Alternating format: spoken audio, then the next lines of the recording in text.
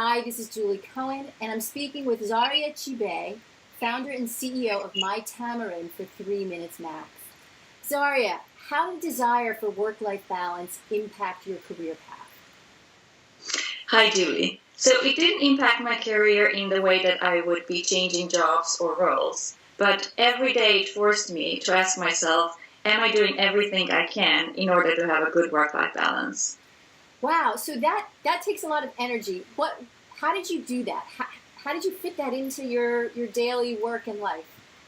Well, so first of all, I think I was just forced into it because I was experiencing burnout, and I knew that I needed to change something. And I knew that it wasn't about the job, but it was mostly about me, and that I had the power in me, as I had the pressure on me, that I could change. So what do you do to lessen burnout or stress or overwhelm? So for me, one thing is critical, and it's very sort of self-evident, though a lot of people sort of miss it. It's sleep. Simply getting enough sleep. Um, the importance of sleep can simply not be overrated. And I realized when I started tracking my sleep patterns, I started noticing bad patterns and bad habits, and then I was able to correct that, and that helped me enormously. So, can you share a strategy? I know myself and most of the people I know are also challenged with getting enough sleep. Is there a strategy that you use that worked for you? Well, so I use a sleep app, which records when do I go to sleep, how long did I sleep, if I wake up in the middle of the night, and how deeply I sleep. And one big insights that I've seen from that sleep app and the data that it was gathering was that the way I felt next day was very much correlated to the time I went to sleep. I simply needed to go to bed earlier, and then I felt better.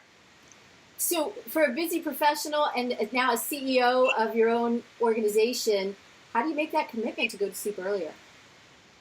It's hard. It's actually really hard. But I do know how it is when I don't get enough sleep.